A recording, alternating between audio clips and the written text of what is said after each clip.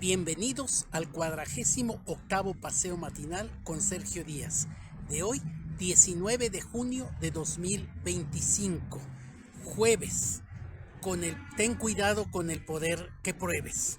El título del video de hoy es ¿El poder te esclaviza o te libera? En esta sociedad parece que todo el mundo está obsesionado con el poder. Queremos influir en las demás personas, controlar a la familia, tener más dinero, en fin. Pero realmente este poder, ¿cómo contribuye a tu bienestar?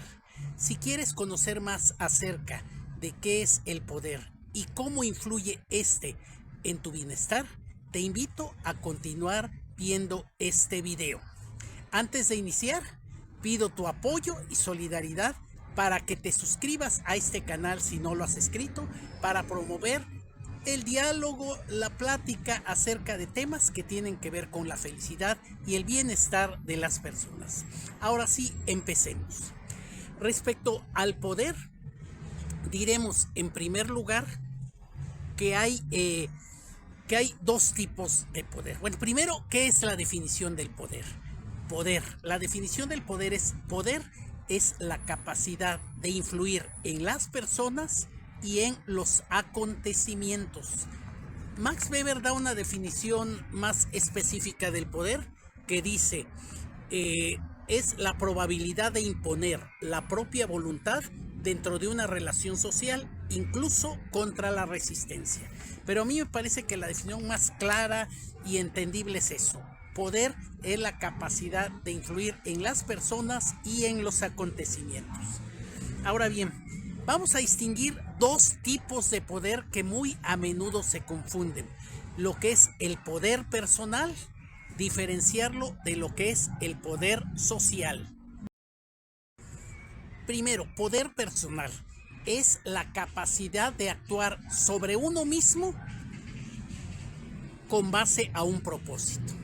Es decir, si solo nos cambiamos a nosotros mismos pero sin propósito, pues no hay poder. Poder personal es capacidad de actuar sobre uno mismo con un propósito. Vamos después a desarrollar a detalle este tema. Ahora, esto se diferencia del poder social. ¿Qué es poder social?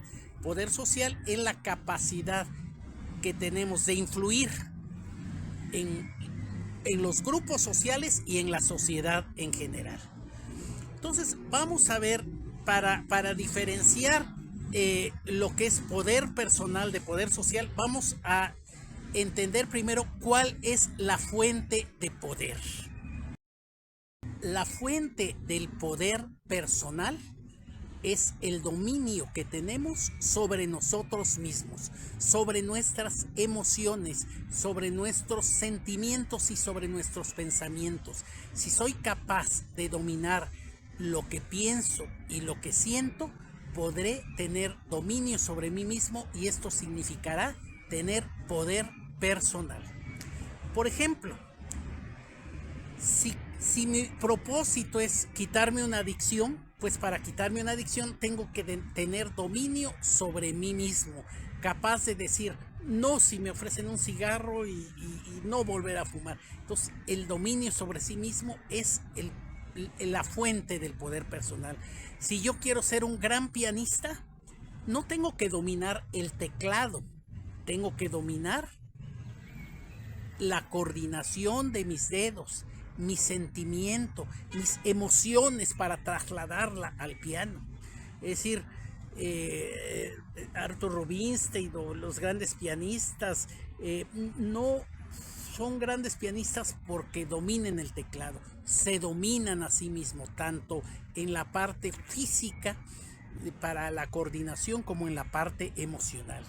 Si yo quiero ser un gran futbolista, o sea, Messi o Maradona no era un gran futbolista porque dominara la pelota. No dominaba la pelota, dominaba su persona, sabía coordinar su cuerpo, sus pies, sus manos, su cabeza para hacer, para que pareciera que dominaba la pelota, pero en realidad lo que dominaba es a sí mismo.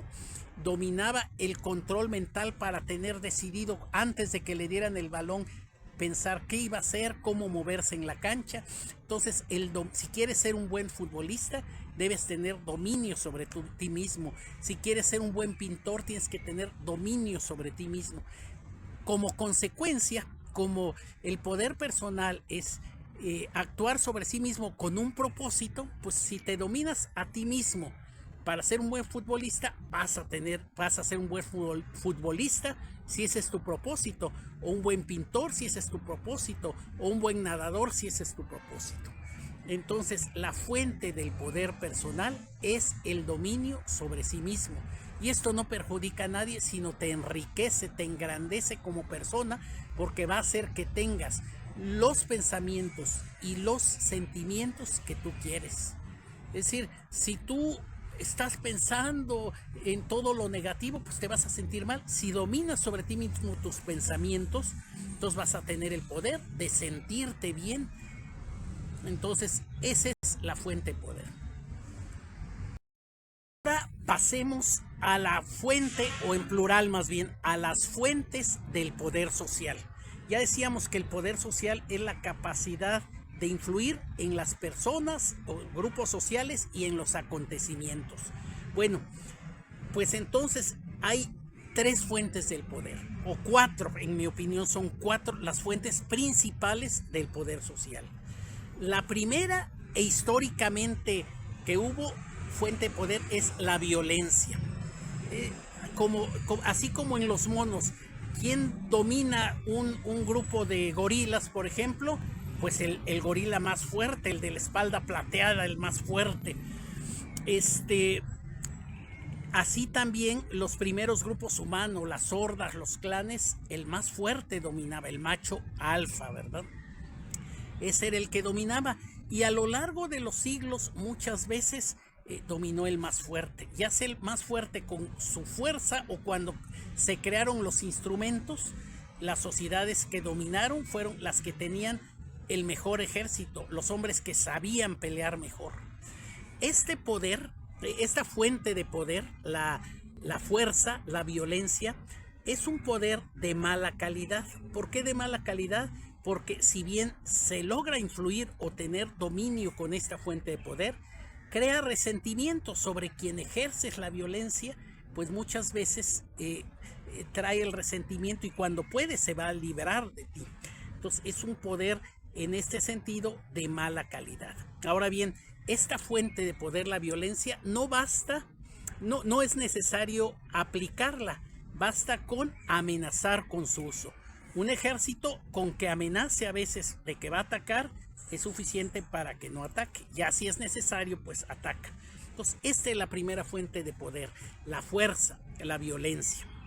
La segunda fuente de poder históricamente es el dinero. Cuando se crea el dinero, es una fuente de poder de mejor calidad que la violencia, porque el dinero no solo sirve para castigar, sino sirve también para premiar. Es decir, el que tiene dinero, no te doy dinero y te castigo si no haces lo que yo quiero, o te premio, y entonces es de mejor calidad porque no necesariamente crea resentimientos, y muchas veces puede crear agradecimiento a quien se le está dando dinero. Bueno, entonces esta es la segunda fuente de poder. La tercera fuente del poder es el conocimiento. El conocimiento es una fuente de poder de mayor calidad, de buena calidad, porque el dinero es de mediana calidad porque se basa en el premio y el castigo, y el conocimiento es de buena calidad porque sirve para persuadir. Ahora, no todo el conocimiento requiere persuadir. El conocimiento puede influir, por ejemplo, la tecnología. Vamos a mencionar, en el año 73 se creó el código de barras, por ejemplo. El código de barras dio un cambio tremendo, porque en aquella época los grandes negocios, los grandes supermercados, dependían de las grandes fábricas. La General Electric decía, pues vamos a hacer así este aparato. La Gillette decía cómo hacer las navajas de rasurar y qué hacer.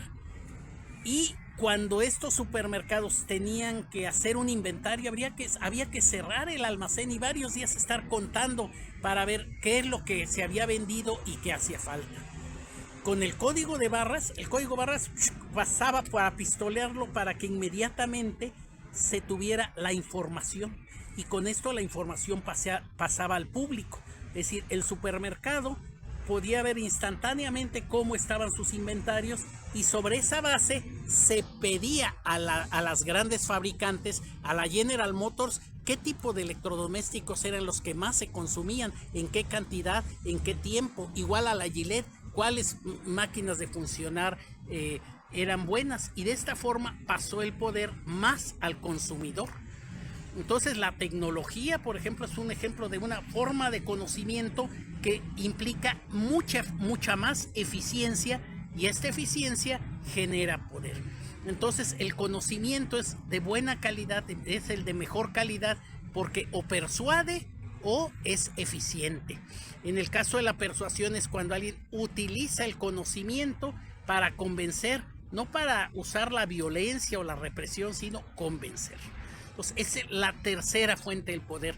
Y son estas fuentes del poder, por ejemplo, en un libro que escribió en 1990 Alvin Toffler, decía que, bueno, hay más fuentes de poder social. Por ejemplo, la naturaleza. La naturaleza es algo que, por ejemplo, alguien compra un terreno y resulta que ahí hay un manantial o una mina, pues le va a dar poder, ¿verdad? Y es la naturaleza lo que permitió. O cuando hay una epidemia, ¿verdad? Puede quitar poder a alguien. Entonces la naturaleza es algo. El azar también, el azar juega un factor fundamental, pero dice Alvin Toffler, esos son fuentes de poder secundarios. Sin embargo, yo creo que hay una cuarta fuente de poder muy importante, que no sé por qué no se menciona así, pero una cuarta fuente de poder es la posición social que se tiene.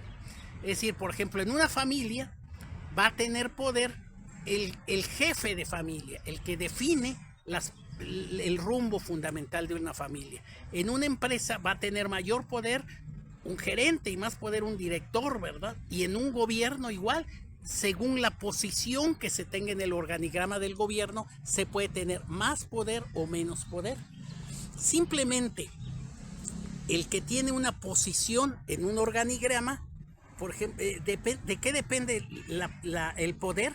Pues de las facultades que tenga esa posición que tiene. Por ejemplo, si un director general tiene la facultad de correr gente, es decir, quitar gente del organigrama y poner a otros en ese organigrama, pues le va a dar más fuerza, porque es una posición en el organigrama que le va a permitir crear una red de posiciones afines a él. En un gobierno igual, un gobierno que dice, yo puedo quitar y poner a un gabinete, pues entonces a unos ministros me va a dar una red del organigrama de posiciones que me dan más poder a mí. Entonces, así como el conocimiento depende de la red de información que pueda tejer a alguien para poder convencer, para poder ser más eficiente, en la posición es una fuente de poder, la posición social, porque esta va a permitir a veces asignar un mayor sueldo o crear nuevas posiciones. Entonces, la posición en el organigrama, desde mi punto de vista, es una cuarta muy importante fuente de poder social. Ahora bien, estas explicaciones que he hecho es porque muchas veces confundimos el poder personal con poder social y creemos que la felicidad o el bienestar lo vamos a tener con poder social, con controlar a lo que está a nuestro alrededor o influir en la gente que está a nuestro alrededor, y a veces se convierte este poder social en una adicción. Entonces el primer problema es que en una adicción, el que quiere tener dinero quiere más y más y más, y el que tiene poder político quiere más y más, y el que tiene más fuerza va al gimnasio y quiere más, o compra una pistola y luego otra y cada vez más. Y entonces el poder sin un propósito se convierte en una adicción.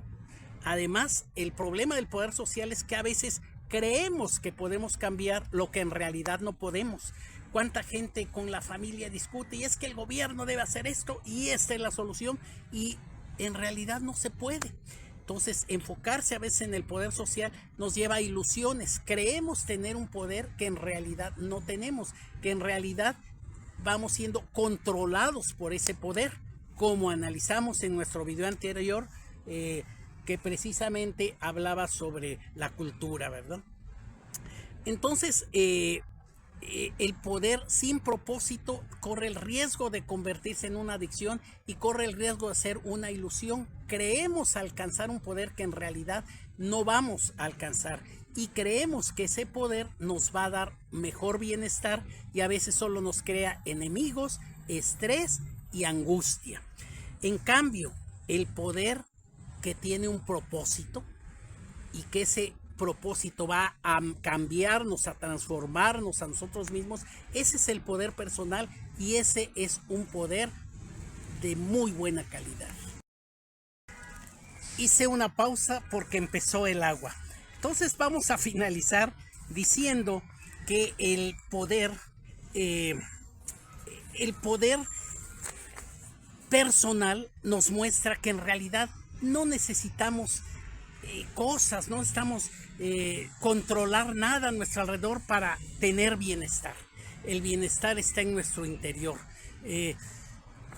Y voy a concluir con una fábula de Fontaine de El lobo y el perro.